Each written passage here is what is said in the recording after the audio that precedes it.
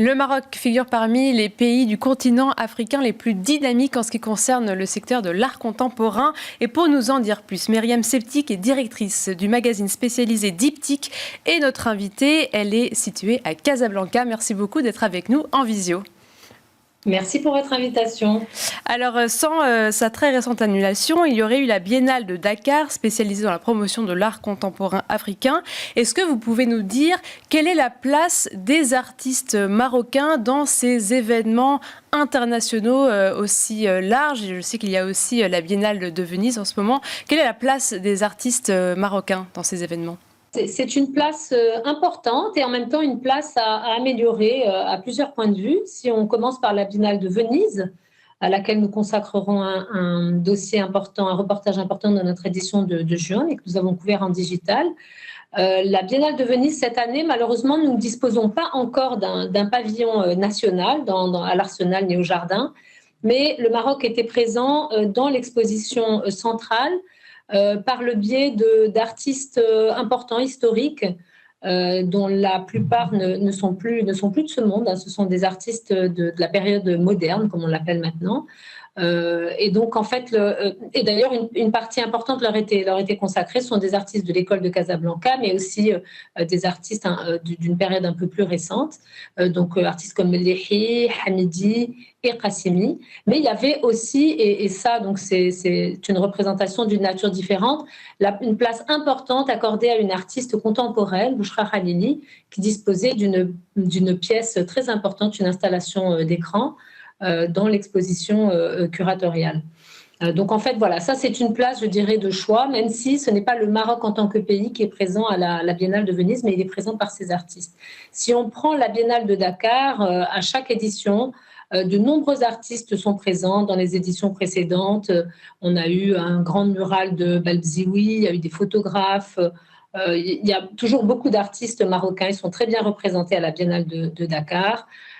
Et en fait, là, cette édition qui est reportée au mois de novembre, il y a quand même toujours un énorme contingent de la scène contemporaine marocaine qui se déplace à Dakar. Nous nous déplaçons évidemment en tant que médias.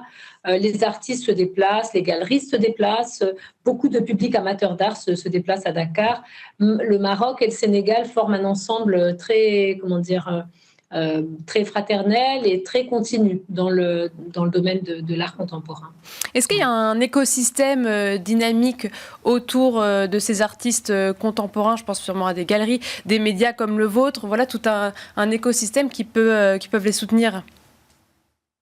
Alors, nous avons la chance au Maroc, contrairement à nos voisins, de disposer d'une chaîne continue et très complète de valorisation de la scène contemporaine marocaine et aussi de sa scène moderne et historique, puisque nous sommes un des rares pays de la région à disposer de l'ensemble des maillons. Nous avons des artistes, hein, nous avons une école, l'école des Beaux-Arts de Tétouan, l'école aussi des Beaux-Arts de Casablanca.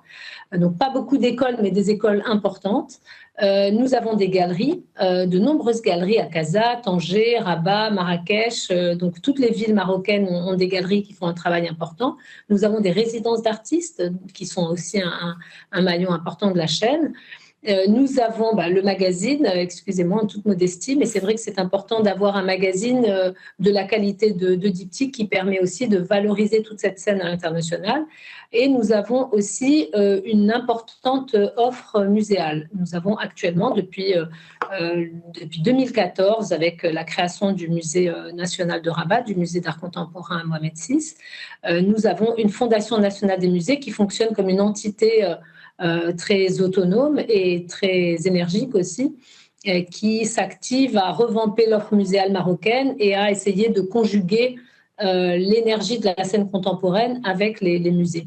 Donc vous avez de nombreuses expos au musée Mohamed VI, mais actuellement par exemple au musée de la photographie à Rabat, qui est un musée qui est au bord de l'océan, dans un très beau fort donc qui est une très belle forteresse au bord de l'océan qui montre une sélection j'allais dire pratiquement en préambule à la Biennale de Bamako. Donc vous voyez, on a tout cet écosystème qui fonctionne et avec aussi une société civile très importante. Hein. Vous avez beaucoup d'initiatives privées, des centres d'art privés, et puis la foire aussi, des centres... La foire Océan 54 qui a pas mal de succès. Bien sûr. Alors, donc, j'allais terminer par cet élément de marché qui est non négligeable et qui est la foire de Marrakech, qui est donc la bouture marocaine africaine d'une foire qui existe maintenant depuis plus de 10 ans, qui a démarré à Londres, qui s'est poursuivie à New York, Marrakech, et aujourd'hui, ils arrivent aussi à faire des micro-foires à Paris, chez Christie's, et dernièrement à Hong Kong. Et tout ça, ça montre évidemment la scène africaine contemporaine, les scènes, puisqu'il y en a 54, autant que de pays africains, mais aussi leurs interactions. Donc, évidemment, la foire, c'est un morceau non négligeable de tout cet écosystème. Et quels seraient les freins à combattre pour aller vraiment, pour se développer d'autant plus sur la scène internationale? Je crois qu'il y a un volet fiscal intéressant notamment à développer là-dessus. Alors oui, ça avance au Maroc. Ce n'est pas réellement ma spécialité, la fiscalité de l'art ni les questions douanières, mais ce sont effectivement des freins, surtout pour les événements au Maroc, parce que donc il y a une question douanière qui fait que c'est un peu compliqué de gérer une foire au Maroc avec des galeries qui viennent de l'étranger, qui doivent payer des droits de douane ou rentrer leurs œuvres en admission temporaire. C'est tout un dispositif assez complexe. En revanche, pour les galeries qui souhaitent participer à des foires internationales, là, vraiment, il y a des incitations importantes, il y a des subventions, il y a vraiment un milieu très incitatif pour que les galeries marocaines parviennent à prendre des stands dans des foires internationales. C'est d'ailleurs le cas. Aujourd'hui, vous avez... alors, ce n'est pas des contingents très importants, mais en tout cas, les galeries marocaines les plus importantes, que ce soit la galerie, le comptoir des mines, le comptoir des mines Marrakech, l'atelier 21 Casablanca, la galerie Loft Casablanca Marrakech, galerie 38 Casablanca Marrakech, la GVCC Casablanca. Vous avez des galeries importantes qui aujourd'hui ont un agenda de foire et qui présentent donc leurs artistes marocains ou autres, parce qu'ils n'ont pas que des artistes marocains, dans des foires internationales. Donc à Dubaï, la foire de Dubaï, la 154 Londres, 154 New York, et là, tout récemment, la semaine prochaine, vous aurez une galerie casablancaise, l'Atelier 21, qui présentera ses artistes à la foire Arco Lisbonne. Parce qu'en fait, les galeries marocaines, elles inspectent un petit peu le marché dans une logique un peu de proximité, ou pas. Donc en fait, par proximité de public, 154 Londres, New York, et par proximité géographique, c'est vrai que je crois que la Arco Lisbonne offre de belles opportunités en termes de logique méditerranéenne. Et là, il nous reste moins d'une minute avant la fin de cette émission. Est-ce que vous pouvez nous donner quelques artistes à suivre absolument, selon vous, des artistes contemporains marocains? Ah là là, mon Dieu, ceux que je ne citerai pas m'en voudront à vie. Et évidemment, j'ai envie de vous dire, reportez-vous aux 67 éditions de Diptyque et vous verrez bien. Mais on a évidemment des artistes. Parlons de ceux qui vraiment ont une carrière internationale, des galeries internationales. Vous avez des artistes bien installés comme Younes Rahmoun, qui est un artiste fabuleux, qui a déjà fait la Biennale de Venise, qui a une galerie à Londres, la galerie Selma Feriani, et qui continue à vivre dans la Médina de Tétouan et avoir un travail très, très puissant. Vous avez des artistes comme Mbarak Bouachichi, qui est aussi à plusieurs galeries et qui est régulièrement présent dans des biennales importantes, dans des foires. Vous avez des peintres comme aujourd'hui... alors évidemment, tous les artistes de l'école de Casablanca, mais qui ne sont plus de ce monde et qui font l'objet d'intenses spéculations et de très beaux résultats en salle des ventes. Tout à l'heure, excusez-moi, j'ai oublié, quand je parlais de l'écosystème marocain, j'ai oublié les salles de vente.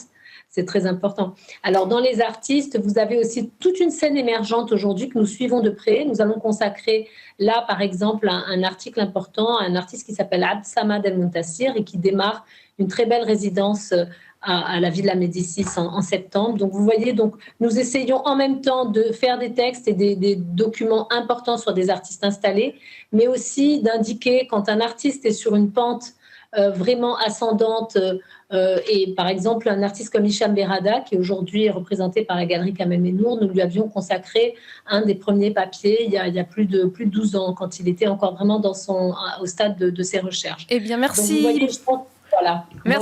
Merci beaucoup Myriam Septi. On aura l'occasion de poursuivre, j'espère. Voilà, on consacrera plus de temps une prochaine fois à tous ces artistes marocains. Merci beaucoup d'avoir été en visio avec nous dans Art et Marché. Je rappelle que vous êtes directrice du magazine spécialisé Diptyque. Et quant à nous, on se retrouve la semaine prochaine pour un nouveau numéro d'Art et Marché.